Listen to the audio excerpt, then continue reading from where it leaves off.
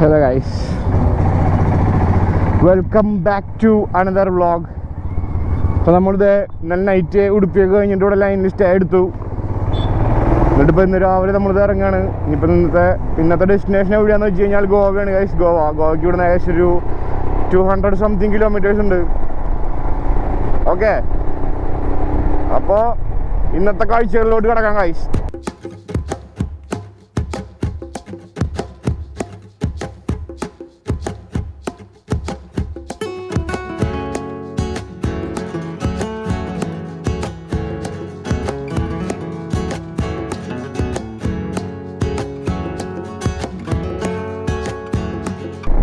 Save Mullaperiyar, save Kerala guys. നമ്മൾ പോയിക്കൊണ്ടിരിക്കുന്നത് Kochi Panvel highway കൂടെയാണ് പോയിക്കൊണ്ടിരിക്കണത്. ഇവിടെ ഞാൻ നേരത്തെ പറഞ്ഞ ഒരു 10-250 കിലോമീറ്റർ ഉണ്ട് ഗോവയ്ക്ക്. അത് നമ്മൾ എന്തായാലും ഇന്ന് പിടിക്കും. ഈസിയാണ്, 750 കിലോമീറ്റർ ഉള്ളൂ. നല്ല സ്ട്രെച്ചാണ്. അപ്പോൾ അതുകൊണ്ട് തന്നെ ഈസിയായിട്ട് കവർ ചെയ്യാൻ പറ്റും. പിന്നെ നമ്മൾ പോകുന്നത് അങ്കോള വഴിക്കായിരിക്കും. നമ്മളുടെ അർജുൻ ബ്രോ ആക്സിഡൻറ്റ് ആ സീനുണ്ടായ സ്ഥലമല്ലേ, ആ വഴിയായിരിക്കും നമ്മൾ പോകണത്. അവിടെ എത്തുമ്പോൾ ഞാൻ നമുക്ക് കാണിച്ചു തരാം ആ സ്ഥലത്തിൻ്റെ ഒരു സീരിയസ്നെസ്. കായലൊക്കെ വലിയ കായലാട്ടാ, കൊള്ളൂർ കായൽ. ഈ സാധനം കണ്ട റൈറ്റ് സൈഡിൽ ഈ ഡിവൈഡർ, ഈ മറ്റേ ഓറഞ്ച് കുറ്റികൾ, ഇത് ഈ ലോറിക്കാരൊക്കെ ബസ്സുകാരൊക്കെ അടിച്ച് പൊട്ടിച്ചിട്ടൊക്കെ കണ്ട ഇവർക്ക് ദേഷ്യം വരുമ്പോഴേ അടിച്ച് പൊട്ടിക്കണത്. ഇതാകുമ്പോൾ വെറുതെ വണ്ടി തട്ടുന്നവരെ കയറ്റി കഴിഞ്ഞാൽ മടങ്ങും. സീനില്ല, വണ്ടിക്കൊന്നും പറ്റില്ല. ആ ശരിയാണല്ലോ, എന്നിട്ട് ഉരന്നല്ലേ പറയുന്നേ. എന്ത് സാധനം ഉണ്ടാക്കണേ, ബോട്ട് പോലത്തെ വലിയ സാധനം, അവനെന്താ പറയാനെ. അതുണ്ടാക്കുന്നുണ്ട് റൈറ്റ് സൈഡിൽ. അങ്ങോട്ട് പോയി കാണാൻ പറ്റുമോ എനിക്ക് അറിയില്ല. അങ്ങോട്ട് പോയേക്കണോ? വഴി കാണാനില്ല അങ്ങോട്ട് ഇറങ്ങാനുള്ളത്. വലിയ ഉരട്ടാ, ഉരന്നെഞ്ഞ തോന്നുന്നു അതിനെ പറയാ. വലിയ ബോട്ടിനെ മീൻസ് നമ്മൾ നാട്ടിൻ പുറത്തുണ്ടാക്കണ വലിയ ബോട്ടിനെ ഉരന്നെഞ്ഞ തോന്നുന്നു അതിന് പറയാ. കറക്റ്റ് അറിയാൻ പാടില്ല സുഹൃത്തുക്കളെ. നമ്മളിതിൻ്റെ ഇടയിൽ ആക്ച്വലി ജോഗ് ഫോൾസ് പോകാനുള്ള പ്ലാൻ ഉണ്ടായിരുന്നു ഗൈസ്. ജോഗ് ഫോൾസ് പക്ഷേ ഞാൻ അവിടെ എൻക്വയറി ചെയ്തപ്പോൾ ജോഗ് ഫോൾസ് നിലവിൽ ഈ മാർച്ച് മന്തിൽ ക്ലോസ്ഡ് ആണ്. അവർ മെയിൻ്റെനൻസ് വർക്കും കാര്യങ്ങളൊക്കെ ആയിട്ട് അങ്ങനെ എന്തോ ക്ലോസ്ഡ് ആണ്, എൻട്രി ഇല്ലയെന്ന് പറഞ്ഞു. പിന്നെ അത് അറിഞ്ഞിട്ട് പിന്നെ നമ്മൾ ജോഗ് ഫോൾസ് വെറുതെ അങ്ങോട്ട് പോയിട്ട് കാര്യമില്ലല്ലോ. അപ്പോൾ അതുകൊണ്ടാണ് നമ്മൾ ജോഗ് ഫോൾസ് ക്യാൻസൽ ചെയ്തത്. അതുകൊണ്ട് എന്നിട്ടാണ് നമ്മൾ പ്ലാൻ മാറ്റി, ജോഗ് ഫോൾസ് മാറ്റി നേരെ ഗോവ പിടിക്കാം. ഗോവയിലെ കുറേ സ്ട്രക്ചറുകളും കാര്യങ്ങളും പഴയ കുറേ പള്ളികളും അങ്ങനെ കുറേ ചരിത്രം ഉണ്ടല്ലോ. ഓൾഡ് ഗോവ കേട്ടോ, നമ്മൾ ന്യൂ എന്താ പറയുക, മറ്റേ ഗോവയിൽ പോയിട്ട് പുതിയ ഗോവയിൽ പോയിട്ട് ഒരു 5 നേരം ബീച്ചുകളിലൊന്നും എക്സ്പ്ലോർ ചെയ്യാനോ അവിടെ സ്റ്റേ അടിച്ചിട്ട് മറ്റേ വൈബ് പിടിക്കാനൊന്നും പോകണില്ല. അവിടെ സ്റ്റക്കായി പോവും. അത് നന്നായിട്ട് അറിയുന്നതുകൊണ്ട് തന്നെ നമ്മൾ ഓൾഡ് ഗോവയിൽ പോകണം. ഒരു ദിവസം സ്റ്റേ പിടിക്കണം. ഡേ ടൈമിൽ നമ്മൾ ഓൾഡ് ഗോവ മൊത്തം എക്സ്പ്ലോർ ചെയ്യണം. കാണാത്ത കുറേ സ്ഥലങ്ങളുണ്ട്, കുറേ പള്ളികളും അതും ഇതും അങ്ങനെ കുറേ സാധനങ്ങളുണ്ട് ഓൾഡ് ഗോവയിൽ. നമ്മൾ ഗോവയിൽ പോകണം എന്തിനാണെന്ന് അറിയാലോ, അന്ധകാലം. അല്ലാണ്ട് ഗോവ കാണാനായിട്ട് നമ്മൾ ഗോവയിൽ പോയിട്ടില്ല മക്കളെ. അപ്പോൾ ഗോവയിൽ പോകണം. ഈ പറയണ ഓൾഡ് ഗോവയിലൊന്നും എക്സ്പ്ലോർ ചെയ്യണം. കാണാത്ത കുറേ സാധനങ്ങളുണ്ട് അവിടെ, കുറേ പള്ളികളും അതൊക്കെ ഉണ്ട്. അതൊക്കെ ഒന്ന് കാണണം. കുറേ ചരിത്രം ഉറങ്ങുന്ന സാധനങ്ങളുണ്ട് ഗോവയിൽ. അപ്പോൾ അതൊക്കെ ഒന്ന് കാണണം. എന്നിട്ട് നെക്സ്റ്റ് ഡേ ഗോവ വിടണം. അതൊക്കെയാണ് പ്ലാൻ. ഗോവയിൽ എന്തായാലും സ്റ്റക്ക് എടുക്കാം. സ്റ്റേ ഒരുപാട് സ്റ്റേ എടുക്കാനൊന്നും പ്ലാനില്ല. ഒറ്റ ഡേ സ്റ്റേ ഉള്ളൂ ഗൈസ്. അതും എന്താ പറയുക, നമ്മൾ ഇതിനു വേണ്ടി മാത്രമാണ്. അല്ലെങ്കിൽ ഗോവ കയറില്ല, ഗോവ കയറി സ്റ്റക്കായി പോകും. അതുകൊണ്ട് ഇതിനു വേണ്ടി മാത്രം ഇപ്പോൾ ഗോൾഡ് ഗോവയിൽ പോയി നമ്മൾ വീഡിയോ എടുക്കുന്നു, നെക്സ്റ്റ് ഡേ വിടണം. അല്ലാത്ത പക്ഷം ഗോവയിൽ കയറി കഴിഞ്ഞാൽ നമ്മളവിടെ 2 ദിവസം സ്റ്റക്കായി പോകും ഗൈസ്. നന്നായിട്ട് അറിയുന്നതുകൊണ്ട് നമ്മൾ ആ പരിപാടിക്ക് നിൽക്കണില്ല. അപ്പം അങ്ങനെയൊക്കെയാണ് കാര്യങ്ങൾ. ലെഫ്റ്റ് സൈഡിൽ കാണുന്ന കടലാണ് കേട്ടോ, കടല്.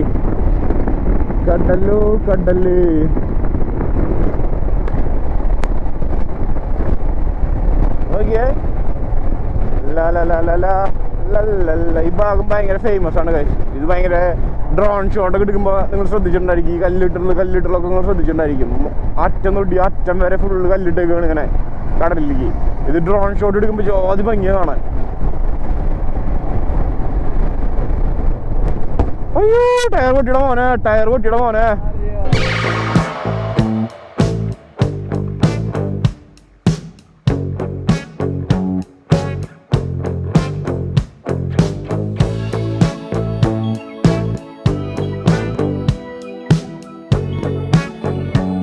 ഏത് ടയർ പൊട്ടിന്നറിയില്ല. ഒരു ടയർ ഇതിൻ്റെ പൊട്ടിയുണ്ട് നല്ല കനായിട്ട്.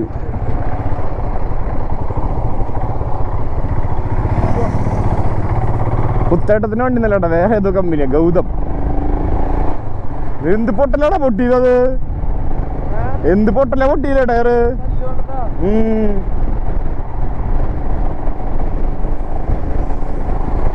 വഴിക്ക് എന്തോരം ലോറികളല്ലേ. മീൻ വണ്ടികൾ ഫുള്ള് മോഡിഫൈഡാടാ. എല്ലാ മീൻ വണ്ടികളും മോഡിഫൈഡ് വണ്ടികൾ. ആ സ്ഥലമൊക്കെ നോക്കി ഏതാ മൂടില്ലേ, രസമായിട്ടുണ്ട് കേട്ടോ. ഇവരിങ്ങനെ കല്ലിട്ടിട്ട് എനിക്ക് തോന്നുന്നു ഈ തിരയുടെ ഫോഴ്സ് കുറയ്ക്കാൻ വേണ്ടിയിട്ടായിരിക്കും ഇതിങ്ങനെ കല്ലിടണേ എന്നാണ് എനിക്ക് തോന്നണേ. അത് ഞാൻ ആയിരിക്കണം. രസമായിട്ടില്ലേ, അങ്ങറ്റം വരെ കല്ലിട്ട് പോയിക്കോ, അങ്ങറ്റം തൊട്ടിട്ട്.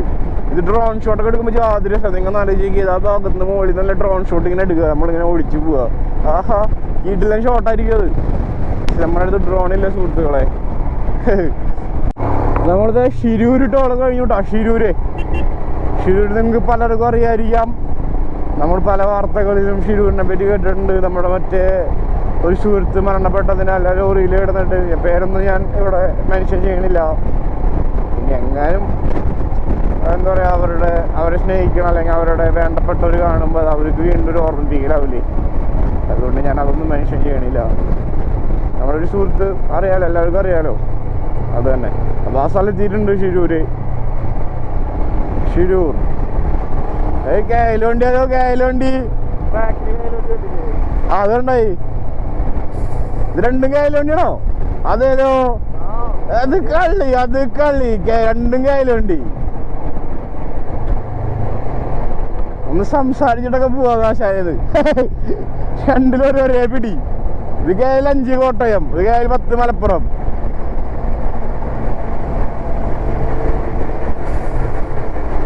രണ്ട് മീൻ അല്ല, ഇത് മീൻ വണ്ടി, മറ്റേതിലേക്ക് ലോഡ് വണ്ടിയാ.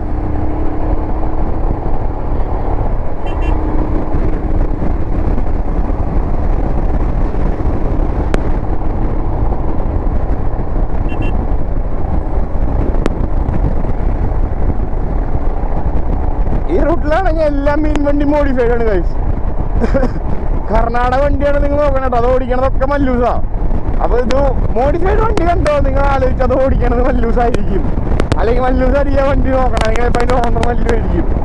എന്തോരം വണ്ടികളാണ് ഗൈസ്, എല്ലാ വണ്ടികളും അടിപൊളി എന്ന് വെച്ച് കഴിഞ്ഞാൽ നമുക്ക് കാണുമ്പോൾ നോക്കി നിന്ന് പോവും. ക്യാബിനൊക്കെ മുകളിലേക്ക് ഹൈറ്റൊക്കെ മറ്റേ നമ്മുടെ നോർമൽ ക്യാബിന്റെ മുകളിലേക്ക് മറ്റേ എയറോഡൈനാമിക്കിന് വേണ്ടി ക്യാബിനൊക്കെ കെട്ടി വേറെ മൂടാക്കിയിട്ടുണ്ട്. എല്ലാ വണ്ടികളും കാണുമ്പോൾ തന്നെ അടിപൊളിയായിട്ടുണ്ട്. മീൻ വണ്ടികളൊക്കെ അടിപൊളിയുണ്ട്. ഇപ്രാവശ്യമല്ല, ഇപ്പൊ ഈ കുറച്ച് കാലങ്ങളായിട്ടുള്ള എല്ലാ മീൻ വണ്ടികളും അടിപൊളിയാണ് കാണാൻ. 1000 ചാവക്കാട്ട് നല്ല അടിപൊളി വണ്ടികളുണ്ട്. റോഡ് ഇങ്ങനെ വെറുതെ വിജനമായി കിടക്കാണ് കേട്ടാ. മറ്റേ സാധനം റോഡില് നമ്മുടെ ചെലപ്പോ നോക്കിയത് അങ്ങറ്റം വരെ എത്ര വണ്ടിയുണ്ട് നോക്കിയേ. അങ്ങനെ വെറുതെ കിടക്കാണ്. നമ്മളൊരു 80 സ്പീഡൊക്കെ പിടിച്ച് ഇങ്ങനെ പിടിച്ചു കഴിഞ്ഞാൽ അങ്ങനെ പൊക്കോണ്ടിരിക്കാം. ഒരു ശല്യമില്ല, ബ്രേക്കിങ്ങിന്റെ സീമെന്നില്ല, അല്ലെങ്കിൽ ഡൗണിങ്ങിന്റെ സീമെന്നില്ല, ഒരു ശല്യമില്ല. ഇങ്ങനെ പോയിക്കൊണ്ടേയിരിക്കാം. അയ്യോ ജിയോടെ വണ്ടി നോക്കിയേ. പിന്നെ എനിക്കൊരു അഭിപ്രായം ഉണ്ടാ, ഇന്ത്യയിൽ പറഞ്ഞ എല്ലാ ട്രക്സും AC ആക്കണം. അതെന്റെ പേഴ്സണൽ അഭിപ്രായമാണ്. അത് ഡ്രൈവേഴ്സിന്റെ ബുദ്ധിമുട്ട്, അവർ അനുഭവിക്കണ ചൂട് കാര്യങ്ങൾ, ഡാർക്കാണ് മക്കളെ. അത് എനിക്ക് നന്നായിട്ട് അറിയാം, ഞാൻ അനുഭവിച്ചിട്ടുള്ള കാര്യമാണ്. അതുകൊണ്ട് പറയും, ഇപ്പൊ നിയമം വന്നിട്ടുണ്ട്, ഇനി ഇറങ്ങണ എല്ലാ കൊമേഴ്ഷ്യൽ വെഹിക്കിൾസ് AC ആയിരിക്കണം. പക്ഷെ അങ്ങനെയല്ല. ഇപ്പൊ നിലവില് ഓടിക്കൊണ്ടിരിക്കുന്ന ഒരുപാട് വണ്ടികളുണ്ട്, പഴയ വണ്ടികൾ. ഏത് മറ്റേ 80കളിലും 90കളിലും വണ്ടികൾ ഇപ്പോഴും ടെസ്റ്റ് ചെയ്ത് ഓടണം ആൾക്കാരുണ്ട് ഗൈസ്. പിന്നെ അതുപോലെ പഴയ വണ്ടികളിന് AC ഇല്ലാത്ത വണ്ടികൾ ഒരുപാടുണ്ട്. ഇത് നമ്മുടെ ഇപ്പോഴത്തെ നിലവിലത്തെ എന്താ പറയുക, ഇന്ത്യയിലത്തെ ക്ലൈമറ്റ് കാര്യങ്ങളും ചൂടിന്റെ ആഘാതവും ആ ഒരു ചൂടിന്റെ പവറൊക്കെ വെച്ച് നോക്കുമ്പോൾ നമ്മുടെ ഇന്ത്യയിലെ എല്ലാ വണ്ടികൾക്കും, കൊമേഴ്ഷ്യൽ വണ്ടികൾക്കും എല്ലാത്തിനും AC വെക്കണമെന്നാണ് എൻ്റെ ഒരു പേഴ്സണൽ അഭിപ്രായം. അത് വണ്ടിപ്രാന്തന്മാരുടെയും വണ്ടിയെ സ്നേഹിക്കുന്ന ആൾക്കാരുടെ സൈഡിൽ നിന്ന് ഞാൻ പറയാം, അത് വേണം ഗൈസ്. AC ഉണ്ടെന്നുണ്ടെങ്കിൽ ടയർഡ്നെസ് ഉണ്ടാവില്ല. പിന്നെ നമ്മൾ ഈ ടെൻഷൻ, പ്രഷർ, ഈ വക സാധനങ്ങളൊന്നും ഉണ്ടാവില്ല. നമ്മൾ ഈ വണ്ടി ഓടിക്കുമ്പോൾ ഈ ഹോണടിയുടെ സൗണ്ട്, പല വണ്ടികളുടെ സൗണ്ട്, ചൂട് എല്ലാം കൂടെ നമുക്കൊരു ഇത്രയും പ്രഷറായിരിക്കും. മനസ്സിലായി? AC ഉണ്ടെന്നുണ്ടെങ്കിൽ ഈ വക പ്രശ്നങ്ങളൊന്നുമില്ല. നമ്മുടെ മൈൻഡ് പീസായിരിക്കും. നമുക്കൊന്നുകൂടി ലൈഫ് കിട്ടുമെന്ന് മനസ്സിലായോ? ചൂടില്ല, നല്ല രസമായിട്ട് പണിയെടുക്കാൻ പറ്റും. പല കമ്പനികളും ഇപ്പോഴും നിലവിൽ AC വണ്ടികൾ ഓടുന്നുണ്ട്, ഇല്ല എന്നല്ല ഞാൻ പറയണേ. പക്ഷെ ചില കമ്പനികൾ ഇപ്പോഴും പഴയ വണ്ടികൾ വെച്ചിട്ട് ഡ്രൈവേഴ്സിനെ യൂട്ടിലൈസ് ചെയ്യുന്ന ആൾക്കാരുണ്ട്. അവരുടെ കാര്യമാണ് ഞാൻ പറഞ്ഞത്. അത് നമുക്ക് മാറ്റിയെടുക്കാനല്ല, മാറും. 2 കൊല്ലം കൂടി കഴിയുമ്പോഴേക്കും ഇന്ത്യയിലുള്ള എല്ലാ ഒട്ടുമിക്ക കൊമേഴ്ഷ്യൽ വണ്ടികളും AC ആവേണ്ടതാണ് എന്നാണ് എൻ്റെ ഒരു തീരുമാനം. ഇനിയിപ്പോൾ അങ്ങനെ പുതിയ വണ്ടി എടുക്കാൻ പറ്റുന്നതാണെങ്കിൽ എൻ്റെ എന്താ പറയുക, മുതലാളിമാർ കടിഞ്ഞിട്ട് എല്ലാ ഡ്രൈവേഴ്സിനും AC വെച്ചു കൊടുക്കണം എന്നാണ് എൻ്റെ ഒരു വിനയമായ അഭിപ്രായം. ഗൈസ്, അത്രേ ഉള്ളൂ. ഏത് റോഡ് നോക്കിയേ,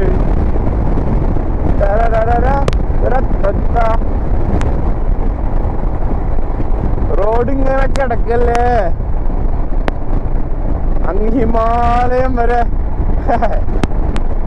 ഷോ മഞ്ഞ് കാണാനുള്ള കൊതി ഇപ്പോഴേ മനസ്സിലുണ്ട് കേട്ടോ. അത് പറഞ്ഞിട്ട് കാര്യമില്ല, നമ്മൾ ഓടിപ്പിടിച്ച് അങ്ങോട്ട് പോയിട്ടും കാര്യമില്ല. കാരണം ഈ മാസം, അതായത് ഈ മാസമല്ല, ഏപ്രിൽ പകുതിയോട് കൂടിയിട്ട് നമ്മുടെ റോത്തം പാസ്, അതേപോലെ സോജില പാസ്, കുറെ പാസുകളൊക്കെ ഓപ്പൺ ആവുള്ളൂ. അതുവരെ സ്നോ വീണിട്ട് ക്ലോസ്ഡ് ആയിരിക്കും. അപ്പൊ നമ്മൾ ചുമ്മാ വെച്ച് പിടിച്ച് അങ്ങോട്ട് പോയിട്ട് കാര്യമില്ല. പിന്നെ അത് മാത്രമല്ല, ഇങ്ങനത്തെ റൈഡ്സും ഇങ്ങനത്തെ ട്രിപ്പുകളൊക്കെ എനിക്ക് തോന്നുന്നു ഇനി ഉണ്ടാവുമെന്ന് എനിക്ക് അറിയില്ല കേട്ടോ.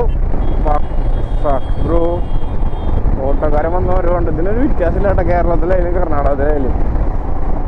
അപ്പൊ അങ്ങനെ അത് ക്ലോസ്ഡ് ആയിരിക്കും. അപ്പൊ നമ്മൾ വെച്ച് പിടിച്ച് അങ്ങോട്ട് പോയിട്ട് കാര്യമില്ല. സ്നോ വീണിട്ട് എല്ലാ റോഡും ക്ലോസ്ഡ് ആയിരിക്കും. അപ്പൊ ഇതൊക്കെ ഓപ്പൺ ആവണത് എന്താ പറയാ, ഞാൻ അന്വേഷിച്ചപ്പോൾ എല്ലാം അറിയാൻ സാധിച്ചത് ഏപ്രിൽ പകുതി കഴിഞ്ഞ അവസാനത്തോടു കൂടി, അതേപോലെ തന്നെ മെയ് ഫസ്റ്റോടു കൂടിയൊക്കെയാണ് എല്ലാ റോഡ്സും ഓപ്പൺ ആവണേ.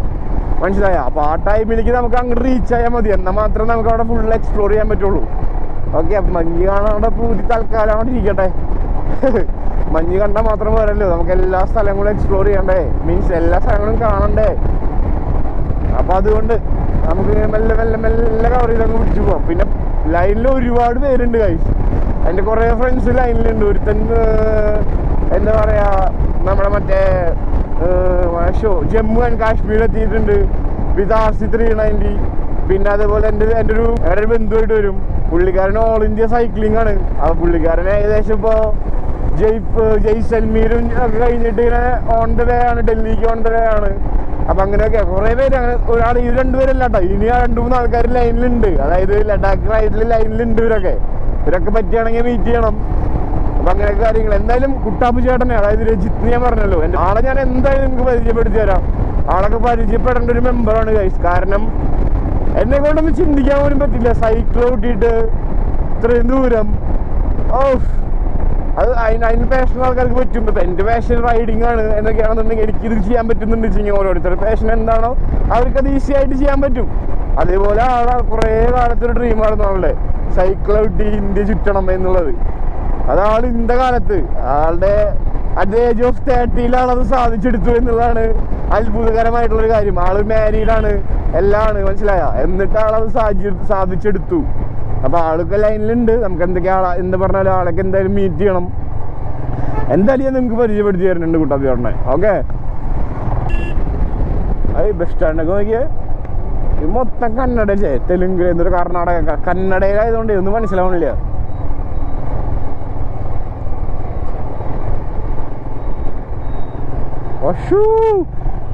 ഇയാളുടെ വണ്ടിയുടെ ബാക്ക് നോക്കിയടാ. എന്തിരല്ലോ അണ്ണ, വഴികൊട്ടിലു അല്ലല്ലേ, ഹള്ളി ആമൂടാ, ദേവണ ഹള്ളി ആമൂടാ. പിന്നെ കൊറേ വാണങ്ങൾ ഡ്രാഗ് പിടിക്കാനും റേസ് പിടിക്കാനൊക്കെ വരുന്നുണ്ട് കേട്ടോ, ചുണ്ണാമ്പ് വാണങ്ങള്. പക്ഷെ ഞാനൊന്നും മൈൻഡ് ചെയ്യണില്ല. നമുക്ക് ഇടയ്ക്കൊന്ന് കഴിച്ചിരിക്കാൻ തോന്നും, പക്ഷെ അത് മണ്ടത്തരാണെന്ന് ഞാൻ തന്നെ ചിന്തിക്കണോണ്ട് ഞാൻ അതിലേക്ക് നിൽക്കാറില്ല. ചുമ്മാ ഫ്രണ്ടിലൊക്കെ വന്ന് പ്ലേഡ് കടിച്ചിട്ട് പോണ്, കട്ട് ഓഫ് ഒക്കെ അടിച്ചു പോണു. ഇഷ്ടമാണ്. പഴയ കാലാണ് 390 കാലം എന്ന് പറഞ്ഞിട്ടുണ്ടെങ്കിൽ അവന്റെ കണ്ണാക്കി നമ്മൾ കൊടുക്കും. പക്ഷെ നമ്മളിപ്പോ ശാന്തി ആയതുകൊണ്ട് അവനൊക്കെ വെറുതെ അങ്ങ് പോണു. എന്റെ പണ്ടത്തെ ആഗ്രഹം അതായിരുന്നു ഗൈസ്, ഹിമാലയത്തേക്ക് പോകണമെന്നല്ല, RC 390 എനിക്ക് ഓൾ ഇന്ത്യ അടിക്കണം എന്നൊക്കെയായിരുന്നു എന്റെ ഏറ്റവും വലിയ ആഗ്രഹം. പിന്നെ എന്റെ വയസ്സ് മാറി, ബത്തക്കൽ എന്ന് പറഞ്ഞ സ്ഥലത്ത് നമ്മൾ ബത്തക്കൽ. അപ്പൊ പിന്നെ നമ്മുടെ വയസ്സ് മാറി, ശരീരപ്രകൃതം മാറി, എല്ലാം കൊണ്ട് മാറിയപ്പോ എനിക്ക് RC 390 അത്ര കംഫർട്ടായിട്ട് തോന്നുന്നില്ല. ഞാൻ അത് ഉപയോഗിച്ചുകൊണ്ടിരിക്കുന്ന കാലം വരെ എനിക്ക് അടിപൊളിയായിരുന്നു, എനിക്ക് ലൈക്ക് എ ടോയ് ആയിരുന്നു. പക്ഷെ അത് കഴിഞ്ഞിട്ട് ഞാൻ കുറച്ച് കാലം ഒരു കാർ എന്തൂസിയാസ്റ്റ് വൈബിലോട്ട് മാറി. അപ്പോൾ പിന്നെ ഞാൻ ബാക്ക് ടു ബൈക്കിലോട്ട് വരുന്നത് ഹിമാലയത്തിലേക്കാണ്. പിന്നെ എനിക്ക് മനസ്സിലായി, എനിക്ക് അത്രയും കാലം ഞാൻ 5 വർഷം കണ്ടിന്യൂസ് ആയിട്ട് ഞാൻ RC ഉപയോഗിച്ചുകൊണ്ടിരുന്ന ആളാണ്. അപ്പോൾ എൻ്റെ ശരീരവും എൻ്റെ ബോഡിയൊക്കെ അതിനോട് ആപ്റ്റായിരുന്നു. മീൻസ് ഇപ്പം എൻ്റെ പുറങ്ങനെ വളഞ്ഞാണിരിക്കണേ, നിലവിലും വളഞ്ഞാണിരിക്കണേ. RC കിടന്നിട്ട് 5 വർഷം കണ്ടിന്യൂസ് ആയിട്ട് ഇട്ടാം. അപ്പം അതൊക്കെ മാറി പിന്നെ ഞാൻ കാറിലോട്ട് കടന്നു. അങ്ങനെ പിന്നെ ഞാൻ വീണ്ടും ബൈക്കിലോട്ട് വന്നു, ഹിമാലയൻ എടുത്തു. അപ്പോൾ ഇതിൻ്റെ ഇടയിൽ എനിക്ക് ഏറ്റവും ഇഷ്ടമുള്ള വണ്ടി എന്ന് പറഞ്ഞാൽ RC 200 ഗൈസ്. അതുപോലെ കളിക്കാൻ പറ്റിയ വണ്ടി വേറെ ഉണ്ടെന്ന് എനിക്ക് തോന്നിയിട്ടില്ല. അത് വെറുതെ ഒരു കളിപ്പാട്ടമാണ്, കയ്യിലാവാണ്ട് കളിപ്പാട്ടാന്ന് പറഞ്ഞിട്ട് കൈ കൊടുത്തു കഴിഞ്ഞാൽ അപ്പുറത്തെ പോസ്റ്റ് മേറിയിരിക്കും. അതുകൊണ്ട് കയ്യിലായി കഴിഞ്ഞാൽ ഈ സാധനം വെറുതെ കളിപ്പാട്ടാണ്, നമുക്കങ്ങനെ നിന്നൊരു വണ്ടി. അപ്പോൾ എനിക്ക് ആക്ച്വലി അതായത് ഏറ്റവും ഇഷ്ടം. ഞാൻ അതിൻ്റെ ഇടയിൽ അതൊന്ന് സെക്കൻഡ്സ് വണ്ടി, ഒരു സിംഗിൾ ഓണർ വണ്ടി നോക്കിയിട്ടുണ്ടായി. പോയി ടെസ്റ്റ് ഡ്രൈവ് ഒക്കെ അടിച്ചു, വണ്ടി ഓക്കെ ആയിരുന്നു. പക്ഷെ ടെസ്റ്റ് ഡ്രൈവ് അടിക്കുമ്പോൾ ഞാൻ ഒട്ടും കംഫി അല്ല. അതായത് മറ്റേത് ഞാൻ RC വീണതിൻ്റെ എനിക്ക് എങ്ങനെയായിരുന്നു, മീൻസ് ലൈക്ക് എ ടോയ്, കളിപ്പാട്ടം തന്നെയായിരുന്നു വണ്ടി. അങ്ങനെ എനിക്ക് വണ്ടി കയ്യിൽ നടന്നു. പിന്നെ ഞാൻ അത്രയും 1-2 കൊല്ലം ബൈക്ക് ഓടിക്കാതിരുന്നിട്ട് പിന്നെ ഞാൻ വീണ്ടും അഗെയിൻ RC 200 പോയിട്ട് ഞാൻ അങ്ങനെ ടെസ്റ്റ് ഡ്രൈവ് ഒക്കെ അടിച്ചെടുക്കാൻ വേണ്ടിയുള്ള മോഹത്തിൽ നോക്കുമ്പോൾ വണ്ടി എനിക്ക് ഒരു രക്ഷയില്ല, ആപ്റ്റാവണില്ല. അങ്ങനത്തെ ഒരു സീൻ. അങ്ങനെ പിന്നെ ഞാനത് ഒഴിവാക്കി. RC എടുക്കണ്ട, നമുക്ക് നൈസായിട്ടൊരു റോയൽ എൻഫീൽഡ് ബൈക്കിലേക്ക് ഏതിലേക്കും കിടക്കാം. അങ്ങനെ പിന്നെ നൈസായിട്ട് ഞാൻ ഹിമാലയൻ അങ്ങോട്ട് നോക്കി കഴിച്ചു. പിന്നെ ഹിമാലയ എടുത്തപ്പോൾ എനിക്ക് എന്താ മനസ്സിൽ നടന്ന കാര്യം, ഇതും കൊണ്ടെങ്കിലും എനിക്കൊന്ന് ഒരു ഓൾ ഇന്ത്യ അല്ലാന്നുണ്ടെങ്കിൽ ഒരു ലഡാക്ക് അടിക്കാൻ പറ്റണം. RC 390 പോയിട്ട് നമുക്ക് പറ്റിയില്ല. എൻ്റെ ഏറ്റവും വലിയ ആഗ്രഹം അതായിരുന്നു. ഗേറ്റ് ഓഫ് ഇന്ത്യ ഗേറ്റിൻ്റെ അവിടേക്ക് പോയിട്ട് RC വെച്ചിട്ട് ഫോട്ടോ എടുക്കണം, പോസ്റ്റ് ചെയ്യണം, ഇതൊക്കെ വലിയ ആഗ്രഹമായിരുന്നു. പക്ഷേ അതൊന്നും നടന്നില്ല. പക്ഷേ നമ്മളത് എല്ലാം നമ്മൾ വിചാരിച്ച പോലെ നടക്കണമെന്നില്ലല്ലോ, അല്ലെങ്കിൽ എല്ലാം നമ്മുടെ ആഗ്രഹം പോലെ നടക്കണമെന്നില്ലല്ലോ. അങ്ങനെയാണെന്നുണ്ടെങ്കിൽ പിന്നെ നമ്മുടെ ജീവിതത്തിൽ എന്താ അർത്ഥമുള്ളത്? അത്രയുള്ളൂ ഗൈസ്. അപ്പോൾ നമ്മളിത് ഹിമാലയം എടുത്തു. ഞാൻ ഹിമാലയം കൊണ്ട് ഹിമാലയത്തിലോട്ട് പോയിക്കൊണ്ടിരിക്കുകയാണ് നിലവിൽ.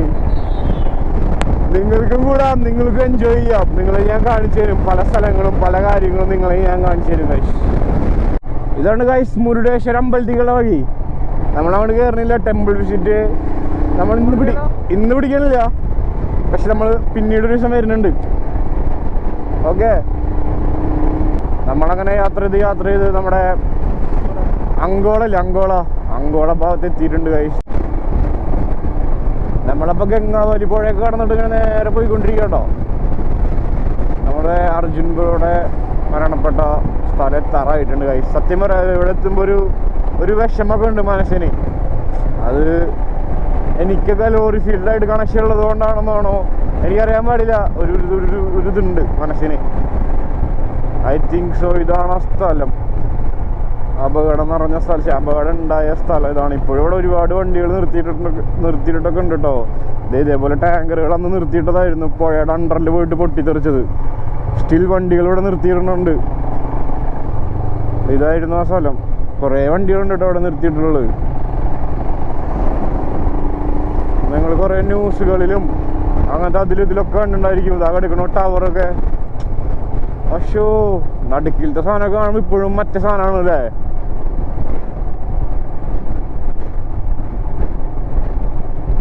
ന്യൂസൊക്കെ അന്ന് കണ്ടിട്ട് കുറേ കണ്ണ് നിറഞ്ഞിട്ടുള്ളതാണ് ഗൈസ്. കുറേ കണ്ണ് നിറഞ്ഞിട്ടുണ്ട്. ഇവിടുന്നാണ് മണ്ണിടിഞ്ഞിട്ടുള്ളത്. ആ ടവറൊക്കെ എടുക്കണു ഗൈസ്. ഇതാ എടുക്കണ ആ ടവർ സാധനങ്ങളൊക്കെ ഇവിടെയാണ് ആ മണ്ണിടിഞ്ഞിട്ട് പോയിട്ടുള്ളത്. അയ്യോ, അപ്പൊ നിൽക്കുമ്പോഴൊക്കെ എന്തോ പോലെ തോന്നണു. ഇവിടുന്നാണ് ഗൈസ് അന്നത്തെ ആ മണ്ണിടിച്ചിട്ടുണ്ടാവണേ. അത് അപ്പുറത്തേക്ക് ഒന്ന് കടന്നു നോക്കാം. അതൊക്കെ കാണുമ്പോൾ ഒരു സങ്കടം കേട്ടോ, മനസ്സിനൊരു വിഷമമുണ്ട് കേട്ടോ. ഉള്ള കാര്യം പറയാലോ.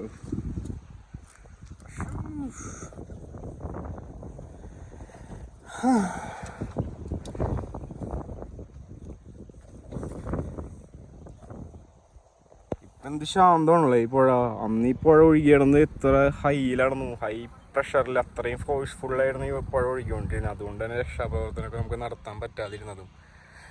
ഇപ്പോൾ ഇവിടെ നിലവിൽ ഈ ഒരു പോർഷനിൽ മാത്രം വണ്ടികൾ അങ്ങനെ ഇടാൻ സമ്മതിക്കണില്ല വന്നിട്ടുണ്ടോ. ബാരികാർഡൊക്കെ വെച്ചിട്ടുണ്ട്. പക്ഷെ തൊട്ടപ്പുറത്തും അതേപോലെ ഈ സൈഡിലൊക്കെ ആയിട്ട് വണ്ടികൾ ഇടുന്നുണ്ട്.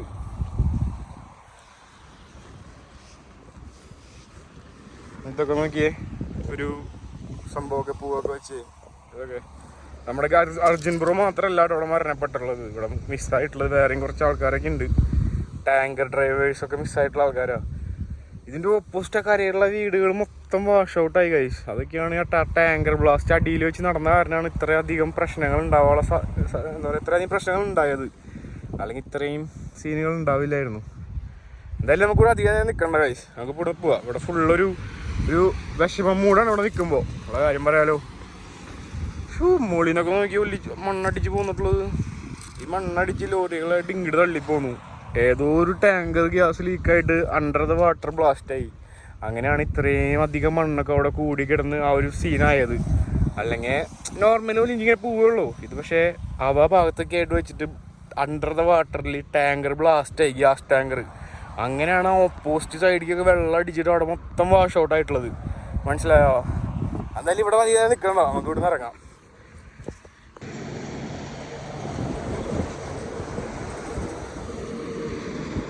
നമ്മളിവിടുന്ന് ഇറങ്ങണം കേട്ടോ. ഗംഗാവലി പുഴയുടെ തീരത്തുനിന്ന് നമ്മൾ ഇറങ്ങണം. ഞാൻ പിന്നെ അധികം ഇവിടെ വീഡിയോസ് ഒന്നും എടുത്തില്ല, എനിക്ക് അതിനൊന്നും തോന്നണില്ല. ഒന്നാമത്തത് പാടില്ല, മോശമാണ്, വളരെ മോശമാണ്. പിന്നെ അത് കാണുമ്പോൾ എനിക്ക് നിർത്താനും എനിക്കിവിടെ വരണം എന്നൊക്കെ വലിയ ആഗ്രഹമായിരുന്നു. ആഗ്രഹം മീൻസ് എന്താണ് ഇവിടെ ഉണ്ടായത്, എന്താണ് കാരണങ്ങൾ, എന്തുകൊണ്ട് ഇത്രയും രക്ഷാപ്രവർത്തനം വൈകി എന്നുള്ള കാര്യങ്ങളൊക്കെ ഒന്ന് നേരിട്ട് കണ്ടറിയണം എന്നൊക്കെ ഉണ്ടായിരുന്നു. പക്ഷെ ഇവിടെ വന്നപ്പോൾ നമ്മൾ ടി വിയിൽ കാണുന്ന പോലത്തെ ഒരു പ്രതീകമല്ല കേട്ടോ. വളരെ ഭീകരതയാണ് ഈ റൈറ്റ് സൈഡിലൊക്കെ നമ്മൾ കാണുമ്പോൾ. എന്തായാലും നമുക്കിവിടുന്ന് വണ്ടി എടുക്കാം, കടന്ന് പോവാം. ഇവിടെ നിൽക്കുമ്പോൾ തോറും മനസ്സിനൊരു വിഷമം. എന്തായാലും അർജുൻ ബ്രോയുടെ ആത്മാവിനെല്ലാം ശാന്തിയൊക്കെ കിട്ടട്ടെ, ഭഗവാൻ കാത്തോളും. അതാണ് എനിക്കൊന്ന് പറയാൻ തോന്നണില്ല. ഇവിടെ അത്രയും സീനാണ്. ഇപ്പോഴും നടുപ്പുഴയിലൊക്കെ മണ്ണ് കൂടി കിടക്കുക. അതാ ബ്ലാസ്റ്റ് നടന്നതിന്റെ മണ്ണ് തീർച്ചട്ടെ. ഇതിലൊക്കെ മണ്ണാ നോക്കി, ഇത്രയും ദൂരത്തേക്കൊക്കെ മണ്ണാണ് ഗൈസ്. ഇതൊക്കെ സെൻട്രലിൽ മണ്ണടിച്ചേക്കുക. കണ്ടപ്പോഴുണ്ട് കാട്. അയാളൊക്കെ ഇറങ്ങി നിൽക്കണൊക്കെ അത്ര ആഴമുള്ള അവിടെയൊക്കെ. ദേടെ നടക്കണ ഒരാള് അത്ര ആഴമുള്ള അവിടെയൊക്കെ അത്രയും മണ്ണ് കയറിയേക്കണു. കണ്ടോ? എന്തായാലും നമുക്ക് ഇവിടുന്ന് പോവാ. കല്ലി എന്തായാലും അതൊന്ന് കാണണമെന്നുണ്ടായിരുന്ന സ്ഥലം എന്താണ് ഇത്രയും വഴികൾ, രക്ഷാപ്രവർത്തനക്ക് ഇത്ര വഴികളുള്ള കാരണം എന്താണൊക്കെ ഒന്ന് മനസ്സിലാക്കണമെന്നുണ്ടായിരുന്നു. ഇപ്പം എനിക്ക് കറക്റ്റായിട്ട് മനസ്സിലായി കേട്ടോ. നമ്മൾ ടി വിയിൽ കാണുന്ന പോലെ ഒന്നല്ല, വളരെ അപകടം നിറഞ്ഞൊരു സ്ഥലം തന്നെയാണ് അത്.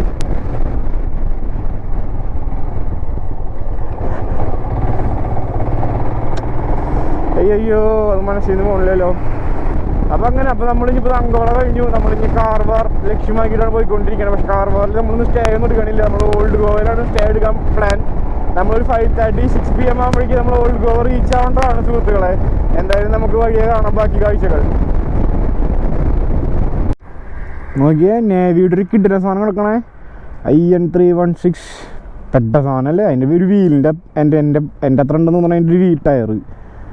ഇതിന് കുഴപ്പമില്ല. അതിൻ്റെ സൈസ് നിങ്ങൾക്ക് എന്താ പറയുക മനസ്സിലാക്കാൻ പറ്റില്ല അവിടെ സൈസ്. ഇതൊരു മോതിരി സാധനം. ഇത് OG ആയിരിക്കുമോ? OG സൈസ് ഇത്ര ഉണ്ടായിരിക്കുമോ? എനിക്ക് അറിയാൻ പാടില്ല കേട്ടോ.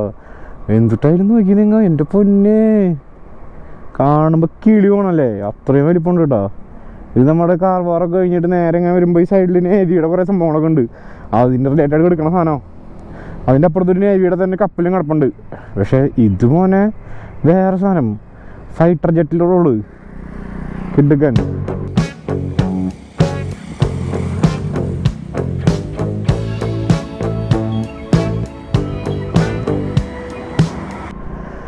എന്തായാലും നമുക്ക് ഇവിടുന്ന് പോവാം. ഈ സംഭവം കണ്ടപ്പോൾ ഞങ്ങൾ ഇങ്ങോട്ട് തിരിച്ചതാ.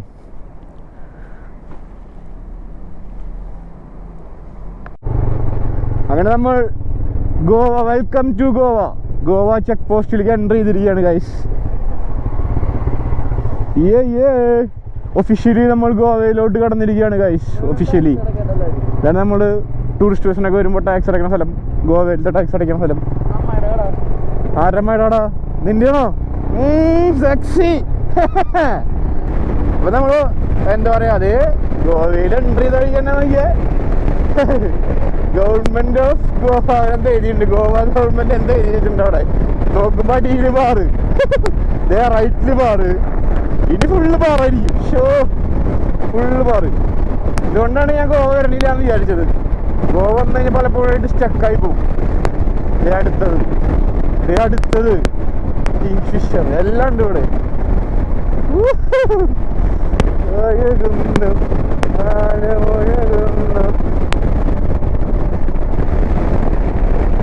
വീണ്ടും നിറച്ച് മദ്യക്കളികൾ. എനിക്ക് തോന്നുന്നു ഞാൻ അവിടെ പണ്ട് വന്നപ്പോണ്ടല്ലോ, ഞാൻ അവിടെ ആദ്യമായിട്ട് ഞാൻ ഗോവയ്ക്ക് വരുന്നത് 2016 എന്താണ് കഴിച്ച് 2016-17 New Year ഞാൻ ആദ്യമായിട്ട് ഗോവയ്ക്ക് വരണേ. അതുവരെ നമ്മൾ ഗോവ കേട്ടിട്ടല്ലോ. അങ്ങനെ 16-17 New Year, അതായത് 16 December എന്നാൽ 17 January ആ New Year ഉണ്ടല്ലോ, 16 to 17 New Year ഞാൻ ആദ്യമായിട്ട് ഗോവയ്ക്ക് വരുന്നത് മക്കളെ. അന്ന് നമുക്ക് ഗോവ അറിയില്ല. അങ്ങനെ ഗോവ കയറി വന്നിറങ്ങി, നമ്മൾ പനാഞ്ചി വന്നിറങ്ങി, അവിടുന്ന് ബസ്സൊക്കെ ഇടിച്ച് അഞ്ചൂനെത്തി. അവിടെ പിന്നെ നമുക്ക് കുറച്ച് ഫ്രണ്ട്സ് ഉണ്ടായിരുന്നു കേട്ടോ അഞ്ചൂനയിൽ. അങ്ങനെ അവർ വഴി നമ്മൾ കണക്ട് ആയി അവിടെ പരിപാടികളൊക്കെ ഓണാക്കി. ഞാൻ നോക്കുമ്പോൾ ബീറിന് 50 രൂപ. ഏത് ബീറിൻ്റെ ഏത് ബീറായാലും കുഴപ്പമില്ല, 50 രൂപയ്ക്ക് ബീർ കിട്ടും. വെള്ളം കിട്ടില്ലേ മക്കളെ? വെള്ളം കിട്ടണമെങ്കിൽ 5 ലിറ്ററിൻ്റെ കളിയാ. അതിന് നമ്മൾ കൊടുക്കണം 200 രൂപ 220 രൂപ. ഏത് അവിടെ ഒരു കേരള റെസ്റ്റോറൻറ്റ് ഉണ്ട് ഗൈസ്. കുഞ്ചു ഇടയ്ക്കിടയ്ക്ക് ഈ വഴി വരുന്നതായതുകൊണ്ട് കുഞ്ചുവിന് കണക്ഷൻ ഉണ്ടെന്നാണ് പറയണത് ഇവിടെ. കുഞ്ചുവിൻ്റെ കണക്ഷൻ എന്ന് പറഞ്ഞാൽ വേറെ സീനാ. അതെ, വേറെ സീനാ. കേരള റെസ്റ്റോറൻ്റ് കേട്ടോ, കേരള ഫാമിലി റെസ്റ്റോറൻറ്റ്. മലപ്പുറത്തുള്ള ടീമിൻ്റെ ഒന്നാണ് പറയണേ. ഒഴുകുന്നു രാഗമൊഴിയുന്നു.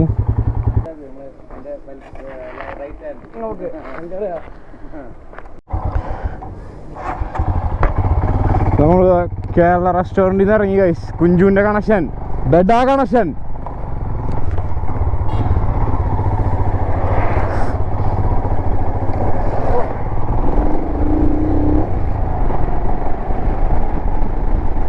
അങ്ങനെ അവിടുന്ന് ഇറങ്ങി നമ്മളിതാ വീണ്ടും ഫ്രണ്ടിലോട്ട് മുന്നോട്ട് പോയിക്കൊണ്ടിരിക്കുന്നത്. ഇതാണ് പഴയ ചെക്ക് പോസ്റ്റ് ഗൈസ്. ഇപ്പം അങ്ങോട്ട് മാറ്റി. ഇതായിരുന്നു പണ്ടത്തെ check post. Okay, Dudhsagar 113 kilometers guys. Let's go. റോഡൊക്കെ ചുമ്മാ അങ്ങനെ വെറുതെ നീണ്ടെന്ന് പറഞ്ഞ് കിടക്കാട്ടോ. നോക്കി നിങ്ങൾ, വണ്ടികളൊന്നുമില്ല. നമ്മളിതൊരു 80-82 പിടിച്ച് ഇങ്ങനെ ഒരേ പിടിച്ച് ഇങ്ങനെ പോവാ. കുറേ നേരമായിട്ട് ഇങ്ങനെ തന്നെയാ. നമുക്കാണെങ്കിൽ ടോപ്പ് ബോക്സും, പക്ഷേ ടോപ്പ് ബോക്സ് അല്ല, പാനിയർ ബോക്സും ഫുൾ ലഗേജൊക്കെ ഉള്ള കാരണേ നമുക്ക് ഈ ഒരു സ്പീഡാണ് സേഫ് സ്പീഡ്. ഇതിന് മുകളിലേക്ക് പോകുമ്പോൾ വണ്ടി വൊബിൾ ചെയ്യുന്നുണ്ട്. പിന്നെ അതേപോലെ തന്നെ വെയിറ്റ് ബാലൻസ്ഡ് ആവണില്ല വണ്ടിയുടെ. രണ്ട് സൈഡിലെ ഈക്വൽ വെയിറ്റ്സ് ഒക്കെയാണ് നമ്മൾ വെച്ചിട്ടുള്ളത്. പക്ഷേ എങ്കിലും പാനിയർ ബോക്സ് വയ്ക്കുമ്പോൾ എയറോഡൈനാമിക്കിൽ ഭയങ്കര പ്രശ്നം വരില്ലേ. അപ്പോൾ അതിൽ പ്രത്യേകിച്ച് എഴുതി വെച്ചിട്ടുണ്ട് 80 km സ്പീഡാണ് സേഫ്. അതിന് മുകളിലേക്ക് പോകുകയാണെന്നുണ്ടെങ്കിൽ സേഫ് അല്ല എന്നൊക്കെ പറഞ്ഞിട്ട് ഓൾറെഡി പാനിയർ എഴുതി വെച്ചിട്ടുണ്ട്. ഒരു വാർണിംഗ് ഒക്കെ എഴുതി വെച്ചിട്ടുണ്ട്. അത് നമുക്ക് നോക്കി കാണാൻ പറ്റും. അപ്പോൾ അതുകൊണ്ടും പിന്നെ വെയിറ്റും ഉണ്ട്, വണ്ടിയുമ്പോൾ ലഗേജും എല്ലാം കൂടി ആകുമ്പോഴേ വണ്ടി ഒരു 85-90 മാക്സിമം. 100 ആകുമ്പോഴേക്കും വണ്ടി ചെറിയ ഒരു അൺകംഫർട്ടബിൾ ഫീൽ ആട്ടോ. അത് കാരണമാണ് ഇത്രയും നല്ല ഹൈവേ ആയിട്ട് നമ്മളിത് ഈ 80-82 പിടിച്ച് പോണേ. പിന്നെ ഇതാണ് സേഫ് സ്പോട്ട്. ഏത് ഒരു ശല്യമില്ലാത്തൊരു സേഫ് സ്പോട്ട് ഇതാ.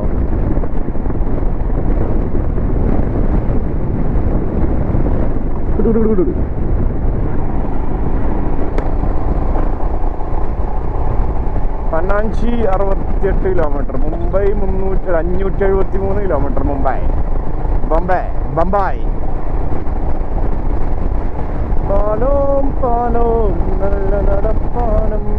നോക്കിയേ, നമ്മൾ കയറാൻ പോണ പാലത്തിന്റെ ഒരു വൈബ് ഒന്ന് നോക്കിയേ. നൈറ്റ് വ്യൂ ഒക്കെ ഇതിന്റെ അടിപൊളിയായിരിക്കും കേട്ടോ. എനിക്കറിയില്ല ലൈറ്റ് വർക്ക് ഒക്കെ ഉണ്ടോന്ന് എനിക്കറിയില്ല. ഉണ്ടാവാനാണ് ചാൻസ് എന്തായാലും. നൈറ്റ് വ്യൂ ഒക്കെ നോക്കിയാൽ നിങ്ങൾ വേറെ മൂടായിരിക്കും. ഒരു അബ്രോഡൊക്കെ പോയിട്ട് നമ്മൾ വണ്ടി ഓടിക്കുന്ന ഫീൽ ആട്ടോ ആ പാലത്തും കൂടെ നമുക്ക് പോകുമ്പോ. നിങ്ങൾ നോക്കിയേ ഏത് രസം. അയ്യോ, ഇതല്ല കേട്ടോ, അതിന്റെ അപ്പുറത്താണ് മറ്റേ റോപ്പ് വെച്ചിട്ട് സെറ്റ് ചെയ്തിട്ടുള്ള പാലം. അടിപൊളിയായിട്ടുണ്ടല്ലേ. ലെഫ്റ്റിലാണെങ്കിൽ മറ്റേ കടലും കായലും കൂടി ജോയിൻ ആവണ സ്പോട്ടും. ഇത് നോക്കി നിങ്ങൾ ഏത് രസമല്ലേ, ഒരു ഇന്റർനാഷണൽ വൈബില്ലേ. ആക്ച്വലി ഇപ്പോഴും അതിന്റെ കൺസ്ട്രക്ഷൻ ഒക്കെ നടന്നുകൊണ്ടിരിക്കണം തോന്നാം കേട്ടോ. മുകളിൽ ഇതൊക്കെ ട്രെയിനൊക്കെ വെക്കുന്നുണ്ട്. നോക്കി നിങ്ങൾ ഒരു ഇന്റർനാഷണൽ ഫീലില്ലേ നമുക്ക്. എനിക്കങ്ങനെ തോന്നണം കേട്ടോ. ഏത് സാധനം ഞാൻ പണ്ട് ഈ ഗോവ വരുമ്പോൾ ഈ സംഭവം ഒന്നും ഇല്ല കേട്ടോ. ഇതിപ്പോ അടുത്തങ്ങോട്ട് വന്നിട്ടുള്ളൂ. ഏതാ മൂടില്ലേ. ഇത് പൊള്ളിച്ചു, വെറുതെ മൂടായി. നോക്കി നിങ്ങൾ റോപ്പിന്റെ ഒരു കട്ടി കേട്ടോ സാധനം. അയ്യോ, ഭയങ്കര രസമായിട്ടോ, ഭയങ്കര ഒരു എക്സൈറ്റ്മെന്റ് ഫീലുണ്ട്. ഇത് രസമായി. ഇത് ഞാൻ വരുന്ന വഴിക്ക് ആ മനസ്സിലാലോചിച്ചിട്ടുണ്ടായിരുന്നു ഈ പാലത്തിൽ കൂടെ കയറാൻ പറ്റുകയാണെങ്കിൽ വീഡിയോ എടുക്കണം എന്നൊക്കെ. കറക്റ്റ് അതുപോലെ തന്നെ നമ്മൾ എത്തിപ്പെട്ടു. ഇല്ലെങ്കിൽ നമ്മൾ സിറ്റി കൂടെ പോകേണ്ട ആൾക്കാരാ, നമ്മൾ ഇങ്ങനെ തിരിഞ്ഞതാ ചെയിൻ ടൈറ്റ് ചെയ്യാനും കാര്യങ്ങളൊക്കെ ആയിട്ട്. എന്തായാലും അത് ഭയങ്കര അടിപൊളിയായില്ലേ ആ ഒരു പാലും അതിൻ്റെ ഒരു വ്യൂവും കാര്യങ്ങളൊക്കെ. മുടേഷ് ഞാൻ നേരത്തെ പറഞ്ഞ പോലെ പ്ലാൻ ബി ആയിരുന്നു, പക്ഷെ പ്ലാൻ ബി ആക്കി. Plan I is okay, but plan B is very good. First plan നമ്മുടെ ഓൾഡ് ഗോയ്ക്ക് പോകാനായിരുന്നല്ലോ. അവിടെ എവിടെയെങ്കിലും സ്റ്റേ പിടിക്കാനായിരുന്നു പ്ലാൻ. അപ്പോൾ നാട്ടിലത്തെ ചേട്ടന്മാരെയൊക്കെ വിളിച്ച് കണക്ട് ചെയ്തപ്പോൾ അവിടെ ബാഗ ബീച്ചിൽ പിള്ളേരുണ്ടെന്ന് പറഞ്ഞേ, നാട്ടിലത്തെ പിള്ളേരുണ്ട്. അപ്പോൾ ടീംസ് അവിടെ വേണോ? അപ്പോൾ ബാഗ അവരൊപ്പം സ്റ്റേ ചെയ്തിട്ട് നാളെ നമുക്ക് ഓൾഡ് ഗോവ എക്സ്പ്ലോർ ചെയ്യാൻ ഇറങ്ങാം. അങ്ങനെ പ്ലാൻ ബി. ഓക്കെ, അപ്പം നമുക്ക് നേരെ ഹെഡ് ചെയ്യാം ബാഗ ബീച്ചിലോട്ട്. ഗൈസ്, ഇതിൻ്റെ ഇടയിൽ മറ്റൊരു കാര്യം വിട്ടുപോയി ഗൈസ്. നമ്മുടെ വണ്ടി അങ്ങനെ 40,000 കിലോമീറ്റർ എത്തിയിരിക്കുകയാണ് ഗൈസ്. 40,000 കിലോമീറ്റർ. അപ്പം മൊത്തം 40,091 കിലോമീറ്റർ ആയിട്ടോ. ഞാൻ എൻ്റെ ഇടയിൽ 39 ചില്ലറയിൽ നോട്ട് ചെയ്തിട്ടുണ്ടായിരുന്നു. ഞാൻ ഓർമ്മയൊക്കെ വെച്ചിട്ടുണ്ടായിരുന്നു എടുക്കണം, 40 ആകുമ്പോൾ എടുക്കണം എന്നൊക്കെ. പിന്നെ അതങ്ങ് ചൂടും ഒരേ പടപടച്ചുകൊണ്ട് പോരണം. എൻ്റെ ഇടയിൽ ഞാൻ വിട്ടുപോയി. പിന്നെ ഞാൻ മീറ്ററിൽ പെട്ടെന്ന് നോക്കുമ്പോൾ 40 കഴിഞ്ഞല്ലോ ഈശ്വരോ. അങ്ങനെ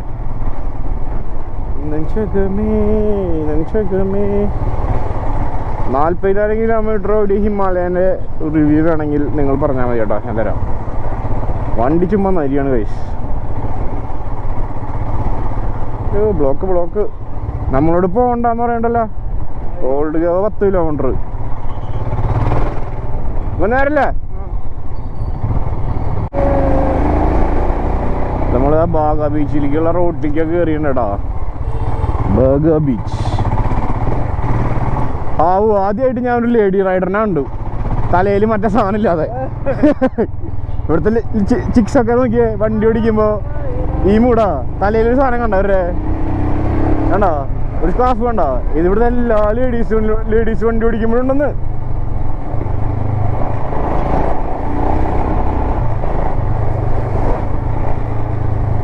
അങ്ങനെ നമ്മൾ ബാഗ ബീച്ചിൽ എത്തിയിരിക്കുകയാണ് ഗൈസ്. ഗോവയിലെ ബാഗ ബീച്ചിൽ എത്തിയിരിക്കുകയാണ്. കുഞ്ചുവിൻ്റെ കണക്ഷനിലാണ് നമ്മളിവിടെ എത്തിയിട്ടുള്ളത്. ലാലപ്പേട്ടനാണ് ഈ റൂമെല്ലാം സെറ്റ് ചെയ്യുന്നത്.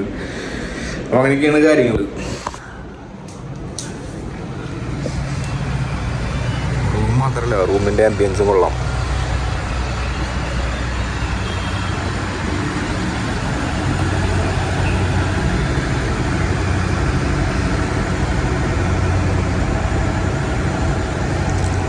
നേരെ പൂൾ ഫ്രണ്ടി നമ്മൾ റൂം.